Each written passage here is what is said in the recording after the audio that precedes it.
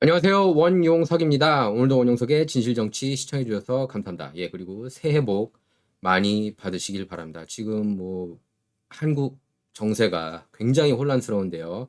윤석열 대통령을 지금 어떻게든 체포하려고 야당 쪽에서 그렇게 움직임을 보이고 있지만 쉽지는 않을 겁니다. 보니까 지금 한국에서는 조선일보, 중앙일보, 동아일보, 조중동이 전부 다 이제 안티 윤석열, 친 이재명 언론으로 된 것 같습니다. 지금 다 보면은 KBS, MBC, SBS 3사를 보면은 이제 가장 안티 윤석열 대통령이라고 할 수 있는 채널은 이제 MBC라고 볼 수가 있겠고요. 이제 그나마 SBS, KBS인데 그래서 그런 걸 보면 이제 미국하고 한국 상황이 굉장히 비슷하고요. 뭐 도널드 트럼프 대통령 당선인 그리고 윤석열 대통령이 처한 상황, 현재 처하신 그 상황이 매우 흡사합니다. 예, 뭐 인물이 뭐 트럼프가 어떻게 뭐 윤석열 대통령하고 똑같냐 뭐 그렇게 얘기하시는 분들도 계시고 저도 솔직히 둘은 완전히 이제 다른 인물이긴 하죠. 트럼프는 이제 거대 딥스테이트 상대로 싸워서 이겨나가고 있는 그런 모습인 반면에 지금 윤 대통령 경우에는 싸우고 있는 중인 거죠. 한국 내에. 기득권 세력하고 싸우는 거죠. 지금 한국 내 기득권 세력 이제 윤 대통령은 이제 아웃사이더 정치인이니까요. 어쨌든 탄핵이 준 가장 긍정적인 현상이라고 한다는 거는 할 수 있다면 이제 보수 진영이 결집했다는 거. 윤 대통령을 중심으로 결집했다는 거. 여기서 저는 이준석이나 이런 사람들은 보수로 안 치고요. 당연히 한동훈 역시 마찬가지고. 지금 일론 머스크 오늘 트윗이 그래서 더 인상적인 것 같습니다. You don't hate the legacy media enough 이렇게 썼어요. 주류 언론, 레거시 미디어를 더 중호해야 된다. 국민들이. 이건 비단 미국뿐 아니라 한국에도 그대로 적용되는 말인 것 같습니다. 그러니까 한국의 언론들 보면은 미국 정치에 대해서 굉장히 공정하지 못하게 보도하지 않았습니까? 지난 뭐 수십 년간. 뭐 그래서 이제 저도 오베드를 시작을 한 거죠. 유튜브 프로그램. 근데 한국 언론들을 보면은 미국 정치뿐만 아니라 이제 한국 정치에 대해서도 올바르게 전달하지 못한다는 걸 알 수가 있습니다. 예, 이거는 이 현상이 뭐 갑자기 느닷없이 이렇게 들이닥친 게 아니라 수년 전부터 그랬죠. 수년 전부터. 네, 조선일보 보면은 양상훈 칼럼 보면 이재명 맞겠다는 국힘 다 빗나가는 이유. 마치 조롱하듯이 말이죠. 미국에서 보면은 고든창 박사가 계속 한국 관련 트윗을 올리고 있습니다. 저도 뭐 지금까지 한 3번 인터뷰를 했었는데요. 예, 이렇게 해서 글을 올렸습니다. 한국 국민은 이제 국가기관 실패로 인해 자신들만이 나라를 구할 수 있다는 것을 깨닫고 있다. 이렇게 윤석열 대통령 탄핵 반대 시위 거세다는 것을 X에 올렸고요. 자, 이제 미국에서도 로이터 통신 보면은 조금 더 밸런스가 있게 그렇게 보도를 하고 있습니다. 계엄령으로 전례 없는 체포에 직면한 한국의 윤, 뭐 프레지던트라고는 안 썼네요. 한국의 윤, 끝까지 싸우겠다고 맹세하다. 끝까지 싸워야죠.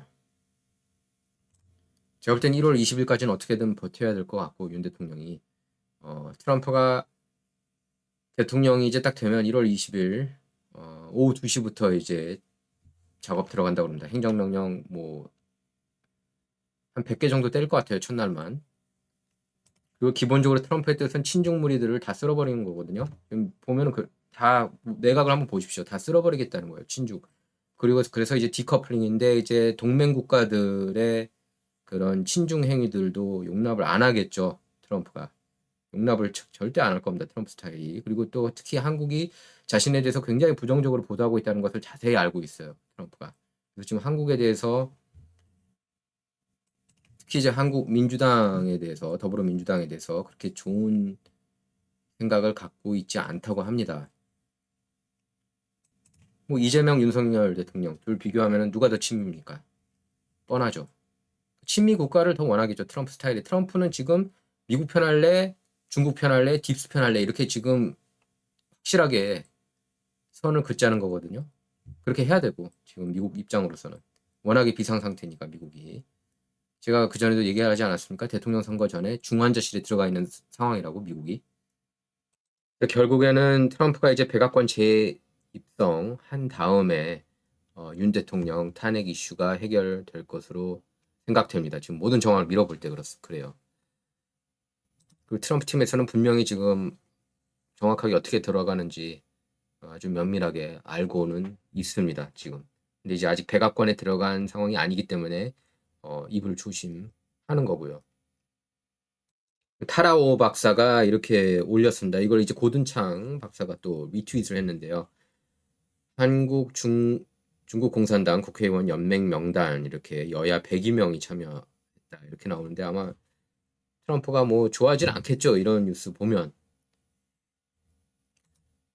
국민의힘 26명. 더불어민주당은 뭐 말할 것도 없이 뭐 많겠죠. 71명이나 되네요. 조국혁신당에는 3명. 여기서 이제 조국은 빼야죠. 이제 국회의원이 아니니까. 또 고든창이 이런 tweet도 올렸습니다. 한국 국회 좌파들은 마오쩌둥 흉상과 함께 그를 구세주라고 칭하는 명패를 전시했다. 일단 트럼프가 백악관에 들어가면 할 일이 굉장히 많을 것 같습니다. 예. 한국과 관련해서도요. 트럼프가 워낙에 이제 안티 중국 노선으로 가고 있기 때문에 컬리전 코스라고 그러죠. 지금 완전 충돌하는 그런 한국의 그런 좌파 진영하고도 충돌할 수밖에 없는 그런 상황이라고 봅니다. 예, 트럼프가 정말로 강공 드라이브로 나올 거예요. 이선 두 번째 임기 때는 정말 저희가 생각하는 것보다 훨씬 더 세게 나갈 겁니다. 트럼프가. 특히 중국 상대로 아주 그냥 사생결단? 제가 볼 땐 중국 상대로는 사생결단을 내리는 모습이에요. 트럼프가. 돌이킬 수 없는 강으로 그런 표현 썼거든요. 트럼프가 중국과의 관계에 대해서 돌이킬 수 없는 강이다 이런 표현을 했는데 특히 이제 팬데믹을 용서할 수 없다고 얘기를 했어요. 팬데믹을 퍼뜨린 걸 아마 고의로 퍼뜨린 거라고 생각하는 게 아닌가 싶어요. 중국이. 뭐 중국 정부뿐만 아니라 딥스도 있는 거죠. 거기에는 뭐 파우치도 있는 거고. 그러니까 저는 이제 한국에 계시면서 끝까지 백신 맞지 않으신 분들 보면은 절로 존경하게 되더라고요. 정말. 그런 팬데믹 특히 한국에서는 더더욱 어려웠는데 그 어느 나라 전 세계에서 백신 접종률 넘버 2잖아요. 한국이. 넘버 1이 이제 이스라엘이고. 그러니까 가장 체제에 대한 그 복종심, 순종하는 인종이 이제 바로 이스라엘 유대인 그리고 대한민국 한국 사람들이었죠. 안타깝습니다. 그래도 제 럼블 영상 보신 분들은 흰신 안 맞았죠. 백신 안 맞았죠. 제 방송 보신 분들은 그래도. 그럼 너무나 많은 사람들이 XX가 됐죠. 너무 많은 사람, 너무 많은 분이. 제가 그 전에 얘기했는지 모르겠는데 제가 테스트를 했거든요. 데이터가 이상해가지고 예전에 데이터가 이상해서 이거 이렇게까지 코로나 환자가 많을 것 같진 않은데 해가지고 코에 안 넣고 그냥 한번 버려봤어요. 일주일 뒤에 결과가 나왔는데 어떤 결과가 나왔을까요? 여러분 상상에 맡길게요. 댓글로 한번 달아주세요. 어떤 결과가 나왔는지. 그 다음날 그 딱 결과를 보는데 오싹하더라고요. 오싹했습니다. 이제 그 전에 기득권 언론들 메인스트림 미디어 뭐 뉴욕타워, CNN 그 언론들이 중국 편만 들었거든요. 항상 미중 그 무역 전쟁 안 돼. 테리프 안 돼. 관세 안 돼. 그러면서 항상 중국 편을 들었는데 뭐 트럼프하고 뭐 김정은 편까지 들었으니까 정신 나간 그런 딥스테이트 언론들이 뭐 한국 언론들도 마찬가지였지만 예, 근데 이제는 분위기가 다릅니다. 지금 월스트리트저널도 기득권 언론이죠. 월스트리트저널에서 이렇게 보도했습니다. 4년 전까지 미국과 중국 무역 전쟁에 공개적으로 반대했던 미국 재계 분위기가 달라졌다. 예. 그 전에는 우려를 표명했는데 이번에는 우려를 표명하지 않고 있다는 겁니다. 월스트리트저널 보도예요. 그래서 중국 경제 침체 현상과 함께 중국에 대한 미국 기업 거리두기가 어느 정도 궤도에 올랐다.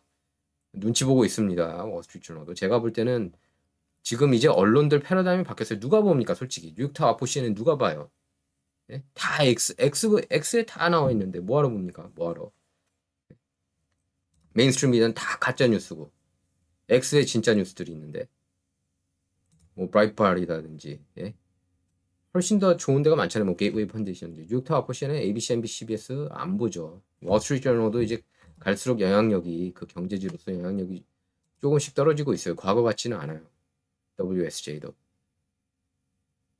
왜냐하면 이제 유튜버들이 더 좋은 그런 내용들을 많이 전달하고 있거든요. 그래서 중국이 수십 년간 그러니까 중국 때리기에 이제 동참하는 그런 모습입니다. 지금 뉴욕타임스하고 LA타임스 봐도 트럼프에 대한 그런 보도 내용이 달라졌어요. 눈치 보는 게 느껴집니다. 무서워하는 것 같아요. 트럼프를. 무서워하는 것 같아요. 제가 볼 때는 기자 몇 명 이렇게 들어갈 것 같거든요. 교도소에 뉴욕타워포시에는 퓰리처상 받은 애들도 아마 교도소에 들어가지 않을까 싶습니다. 아마 트럼프가 완전히 새로운 미국을 만들 것 같아요. 예, 제가 볼 때 트럼프 성향상 새로운 미국을 이렇게 그려 나갈 것으로 보고 거기에 이제 국민들이 전폭적으로 지금 지지하는 그런 모양새거든요. 이번 작년 대선 보면 아시지 않습니까? 전부 다 우양우였어요. 전부 다 모든 카운티가 다. 캘리포니아는 10개 카운티가 뒤집어졌고요. 그러니까 이제 제가 그 전에도 얘기했지만 마가 미국을 다시 위대하게 그게 이제 국가 이념이 되는 거죠. 중국이 수십 년 동안 연평균 두 자릿수 상승했죠. GDP가. 근데 이제 더 이상 그러지 못하고 지금 중국 굉장히 경제적으로 힘들죠. 예. 부동산 시장도 완전히 박살난 상태고. 또 이 월스트리트저널 내용 따르면은 800개 이상 미국 기업을 대표하는 주중 미국 상공회의소가 많은 회원사가 새로운 투자처로 중국이 아닌 다른 나라를 찾고 있다고 밝혔습니다. 특히 이제 중국 기업들의 행패에 이제 미국 기업들이 많이 실망한 겁니다.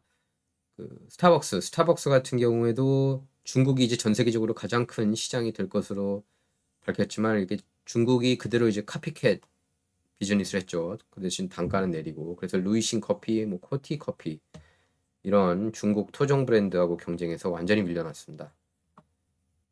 뭐 삼성 같은 경우에도 원래는 점유율 한 몇 년, 3년 전만 해도 삼성 갤럭시가 중국 전체 휴대폰 19%, 20% 이상이었어요. 예, 3년 전에. 근데 지금은 소수점대로 뚝 떨어지지 않았습니까? 그래서 지금 안티 중국 정서가 팽배합니다. 지금 미국을 보면은요. 이거는 뭐 공화당뿐만 아니라 민주당, 공화당은 말할 것도 없고. 예. 그래서 탐 카튼 상원의원, 공화당 상원의원 이렇게 얘기를 했습니다. 미국 기업이 만약에 중국하고 무역을 위해서 로비한다면은 그러면은 중국을 위해 링에 뛰어든 거나 마찬가지인데 그러면 미국한테 주먹에 맞을 준비를 해야 된다. 그렇게까지 강경하게 나왔습니다. 중국하고 디커플링 정책이라고 보시면 돼요. 트럼프 들어가면 이제 중국하고 모든 거를 다 떼려고 하고 미국의 제조업 부활을 외치고 있지 않습니까? 트럼프가. 뭐 이건 트럼프가 80년대부터 외친 거니까. 제조업이 살아야 돼요. 미국은 제조업이 살아야 된다. 제조업이 가장 중요해요. 모든 업계 통틀어서 저는 제조업이 가장 중요하다고 봅니다. 제조업 없이 그 나라 경제가 건강할 수가 없습니다. 제조업, 화석연료 이 두 개가 제일 중요한 거예요. 이 두 개만 접수하면은 게임 끝이죠. 트럼프가 딱 그렇게 하려고 하는 거잖아요. 제조업, 화석연료. 이 자급자족을 굉장히 중요시하는 것 같아요. 트럼프 정책들 얘기를 딱 들어보면은 자급자족. 그 방위산업체에 있어서도 제조, 탱크나 장갑차 이런 건 미국이 만들어야 된다. 그렇게 생각하는 사람이에요. 트럼프는. 왜 중국이 만들어야 돼? 미군인데. 그렇게 생각합니다. 트럼프는. 트럼프뿐만 아니라 많은 미국인이 이제 거기에 맞추고 있어요. 트럼프 말이 맞았구나 하고.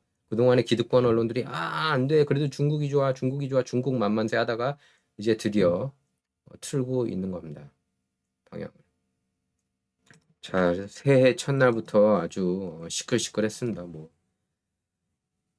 요새는 항상 새해에 이렇게 큰 사고들이 많은 것 같아요. 작년에도 그랬고, 예, 그래서 중남부 루이지애나주 뉴올리언스 중심가에서 발생한 트럭 돌진 테러와 관련해서 용의자가 IS, 아이시스, IS 국가, 이슬람 국가 영감을 받고 범행을 저지른 것으로 그렇게 드러났습니다. 조 바이든 대통령이 직접 그렇게 밝혔고요. 조 바이든을 두고 대통령이란 말, 대통령을 뒤에 붙이는 것도 이제 며칠 안 남았습니다. 그 사고로 인해서 뉴올리언스 번화가 그 프렌치 쿼터 거기서 이제 픽업 트럭 한 대가 돌진했는데 이 사고로 인해서 15명이 숨졌고 35명이 이상이 다쳤다고 합니다.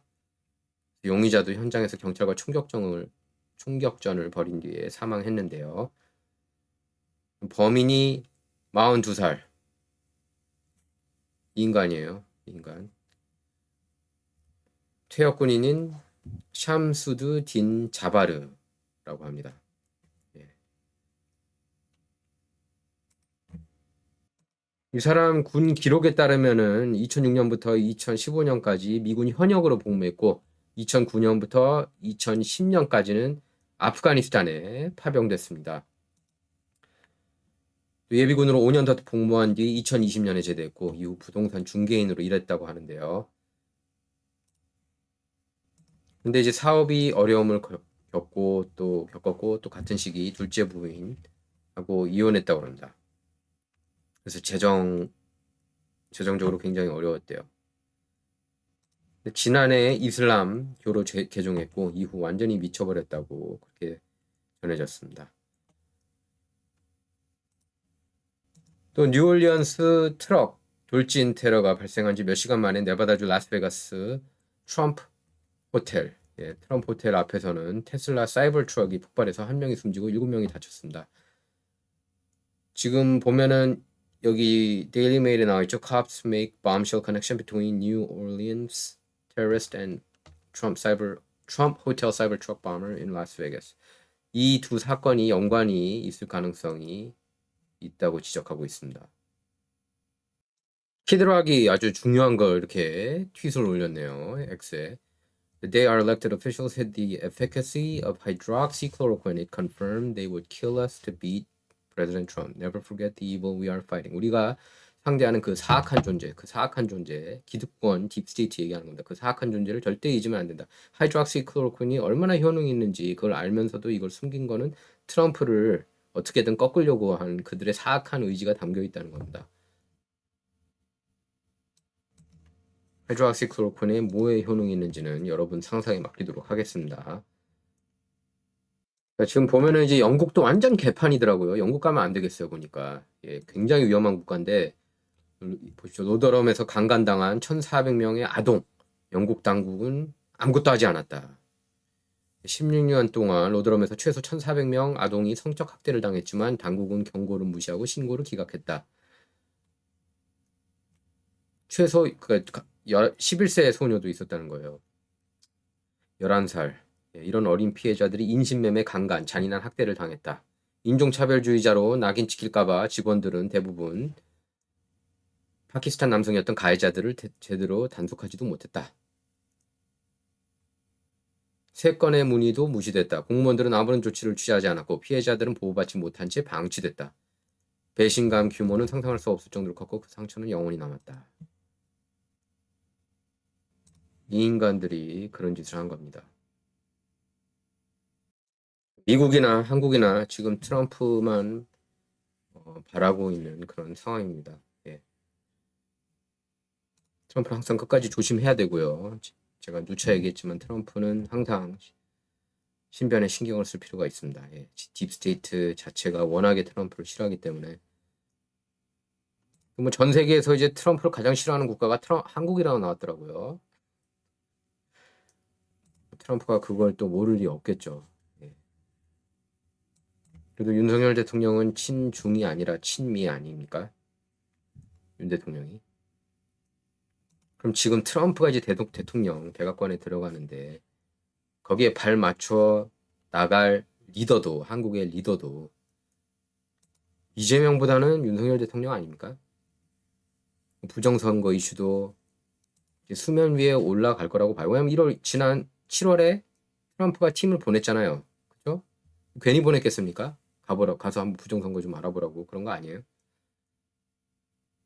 그래서 트럼프가 윤 대통령을 이렇게 직접 초청할 가능성도 저는 있다고 봐요. 백악관에. 사안인 만큼 부정선거 입만 열면 부정선거 얘기해요. 지금 트럼프가.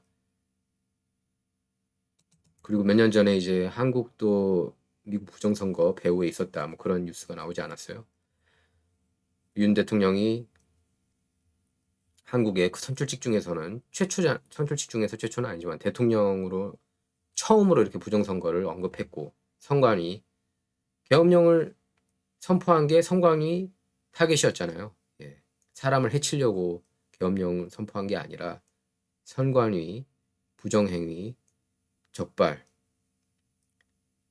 그 증거물을 확실하게 확보하기 위해서 제가 볼 때는 이미 모든 수많은 증거물이 있는데 예, 거기서 이제 더해졌겠죠.